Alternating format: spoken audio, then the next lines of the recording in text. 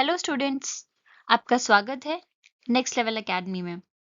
आज जो हम टॉपिक लेकर आए हैं वो जिपमर स्किल टेस्ट के लिए बहुत ही इम्पोर्टेंट है। इस टॉपिक का नाम है CPR for infant and for children. Infant वो न्योनेट से 12 महीने के बच्चों को हम बोलते हैं, और बाकी चिल्ड्रन में आ जाता है टॉडलर, प्री स्कूलर और स्कूल गोइंग। सो ज्यादा देर ना करते हुए चलिए शुरू करते हैं। तो बच्चों, स्टेप 1 क्या है? सबसे पहले अगर आपको एक बच्चा एक जगह पर दिख रहा है बेहोश, तो आप ये चेक करोगे कि उसके आसपास की जगह ठीक है, क्या वो सही जगह पर है। कहीं ऐसा तो नहीं है कि आसपास आग लगी हो या फिर इलेक्ट्रिक शॉक का कुछ हो वहां पर। तो आपको सबसे पहले क्या करना है, उस बच्चे को डेंजर जोन से सेफ जोन में लेकर आना है। मतलब खतरे की जगह से सुरक्षित जगह पर लेकर आना है। ये आपके लिए भी अच्छा है और बच्चे के लिए भी, आपकी और बच्चे की दोनों की सुरक्षा के लिए ये सही है। उसके बाद आपको क्या करना है, बच्चे में रिस्पॉन्ड चेक करना है, हलचल चेक करनी है। उसके लिए आप क्या करोगे, बच्चे के पाँव के तलवों पर आप मारते हुए बच्चे से पूछोगे कि क्या तुम ठीक हो? बच्चे, क्या तुम ठीक हो? अगर रिस्पॉन्स आता है तो आपको कुछ करने की जरूरत नहीं है। अगर रिस्पॉन्स नहीं आता है तो तो आप क्या करोगे, अगर आपके आसपास कोई खड़ा है तो आप उसे एम्बुलेंस को कॉल करने को बोलोगे या फिर इमरजेंसी मेडिकल टीम को कॉल करने को बोलोगे। अगर कोई आपके आसपास नहीं है तो आप खुद एम्बुलेंस या फिर इमरजेंसी मेडिकल टीम को कॉल करोगे। और आप क्या करोगे, आगे चलते हैं। तो बच्चों, स्टेप 2 में हम आते हैं। स्टेप 2 में आप क्या करोगे, आप चेक करोगे बच्चे की ब्रेकियल पल्स। क्यों? क्यों आप कैरोटिड चेक नहीं करोगे? क्योंकि जो बच्चे की गर्दन है वो छोटी होती है, तो आपको कैरोटिड पल्स मिलना मुश्किल है। बच्चों में हमें ब्रेकियल पल्स जल्दी मिल जाती है, इसलिए हम वो पहले देखेंगे। उसके बाद अगर पल्स प्रेजेंट है और आप देख रहे हो कि बच्चे को सांस लेने में दिक्कत हो रही है, मतलब वो तेज तेज सांसें ले रहा है, गैस्पिंग हो रहा है, तो आप ब्रेथ देना शुरू करोगे। लेकिन अगर पल्स प्रेजेंट नहीं है तो आप क्या करोगे, मतलब ना तो वो सांस ले रहा है, ना उसमें पल्स चल रही है, तो आप क्या करोगे, आप सीपीआर शुरू करोगे। स्टेप 3 में क्या करेंगे स्टूडेंट्स, जो हमने अडल्ट में किया था वही प्रोसेस इसमें करना है, लेकिन कुछ चीजें इसमें अलग होंगी। चलिए जानते हैं वो क्या है। सबसे पहले, जैसे कि हम वहां पे भी दो निपल्स के बीच का जो डिस्टेंस था and lower end of the sternum, ये दोनों चीजें जहां पे मिल रही हैं वहां पे हम, अगर इन्फेंट है तो हम क्या करेंगे, अपने हाथ की दो उंगलियों से दबाएंगे, लेकिन ये उंगलियां मुड़नी नहीं चाहिए, सीधी होनी चाहिए, और इससे आप यहाँ पे कंप्रेशन दोगे। लेकिन अगर ये स्कूल गोइंग है या प्री स्कूलर है, तब आप क्या, या टॉडलर है, तो तब आप क्या करोगे, तब आप अपने हाथ की एक हथेली से इस जगह को कंप्रेस करोगे, और दूसरे हाथ को आपको सर पे रखना है ग्रिप बनाने के लिए, या फिर ब्रेथ्स के लिए आपको एक हाथ सर पे ही रखना होगा और दूसरे हाथ से आपको ये कंप्रेशन देना होगा। बच्चों, सीपीआर तो हो गया, लेकिन वो शुरू कैसे करेंगे? जैसे आपने बड़े लोगों में किया था वैसे ही आपको बच्चों में भी करना है। पर बच्चों में कुछ चीजें अलग हैं। वो क्या है, जानते हैं। अगर आप एक इन्फेंट का सीपीआर कर रहे हो, मतलब 12 महीने तक के बच्चों का सीपीआर कर रहे हो, तो उसमें आपको क्या करना है, अपने हाथ की दो उंगलियों का इस्तेमाल करना है। और कहाँ पे करना है, दो जो निप्पल लाइन के बीच में एक इमेजिनरी लाइन ड्रॉ करते हुए, जो ये स्टर्नम है इसके एंड पे आपको प्रेस करना है, कंप्रेशन देना है। ठीक है।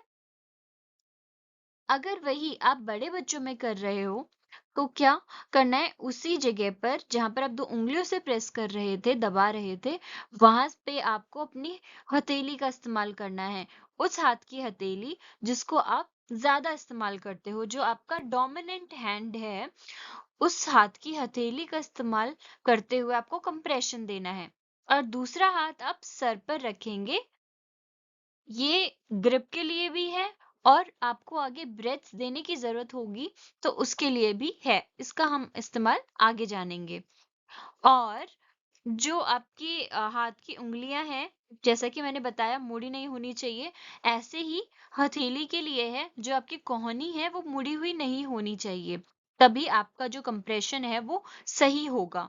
और जो रेशो हम देंगे कंप्रेशन में वो है 30:2। बच्चों, जो पिछली स्लाइड में हमने देखा 30:2 और कंप्रेशन और ब्रेथ्स, ये सब हमने जो देखा वो एक रेस्क्यूअर के लिए, मतलब जब सिर्फ एक अकेला इंसान हो तब। लेकिन जब दो लोग होंगे तब आप क्या करेंगे? तब आप जो एक इंसान है वो क्या करेगा? वो अपने दोनों अंगूठों से दबाएगा, कंप्रेशन देगा, और दूसरा ब्रेथ्स देगा। और इसमें 15 कंप्रेशन और 2 ब्रेथ्स आप देंगे, ठीक है? और जो आप दबाएंगे उसका डायमीटर 1/3 ऑफ द चेस्ट होना चाहिए, तभी ये सीपीआर इफेक्टिव कहलाएगा, ठीक है? कंप्रेशन के बाद हम ब्रेथ्स के बारे में बात करेंगे। पर ब्रेथ्स देने से पहले आपको एयरवे भी चेक करना होता है। एयरवे में हम ये अगर कुछ हाँ एयरवे में है और वो हमें दिख रहा है और हम उसे निकाल सकते हैं तो हम निकालेंगे। पर अगर नहीं निकाल पा रहे हैं तो हमें अननेसेसरी कोशिश नहीं करनी है, क्योंकि हो सकता है उसे निकालने की बजाय आप और अंदर डाल दें, उस पार्टिकल को सांस की नली में चला जाए और बच्चे को और ज्यादा नुकसान हो जाए। तो इसलिए अगर आप निकाल सकते हैं तो ही निकालें, वरना रहने दें। तो उसके बाद जब हम बच्चे को ब्रेथ्स दे रहे हैं तो हम वही मेथड यूज करेंगे, हेड टिल्ट चिन लिफ्ट, जो कि हमने बड़ों में किया था, अडल्ट में किया था, ठीक है? और आपको ध्यान रखना है, अगर आप 2 रेस्क्यूअर हैं तो 15 कंप्रेशंस के साथ 2 ब्रेथ देंगे। लेकिन अगर आप सिंगल हैं तो क्या करेंगे? 30 कंप्रेशन के साथ 2 ब्रेथ्स देंगे, ठीक है? बच्चों, जो कंप्रेशन और ब्रेथ्स की जो साइकिल है 30:2 जो है, ये एक साइकिल होती है। ऐसी आपको कितनी साइकिल करनी है? 5।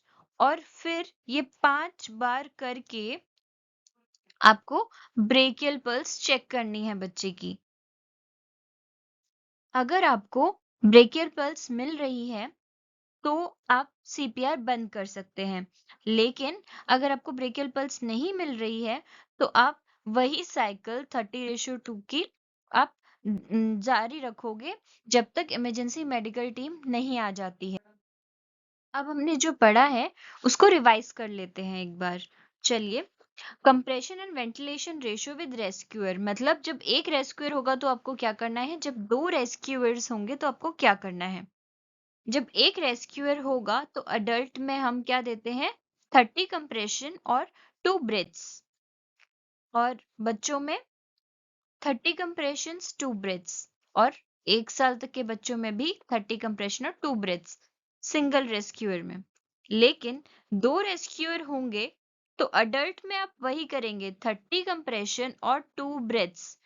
पर बच्चों में और 1 साल से कम बच्चों में आप क्या करेंगे? 15 कंप्रेशन देंगे और 2 ब्रेथ देंगे, 15 कंप्रेशन एंड 2 ब्रेथ्स। ये सबसे ज्यादा इम्पोर्टेंट है, क्योंकि बच्चों में आपको सांस के लिए ज्यादा जरूरी बच्चों में सांस ज्यादा जरूरी होती है, उसके लिए आपको ध्यान रखना चाहिए उस चीज का। इसीलिए जब हमारे पास 2 रेस्क्यूअर हो जाते हैं तो हम 15 कंप्रेशन में 2 ब्रेथ्स कर देते हैं। अगर सिंगल रेस्क्यूअर है तो आपके पास कोई चांस नहीं होता, मतलब कोई चॉइस नहीं होती आपके पास, तो आपको 30:2 में ही जाना पड़ेगा।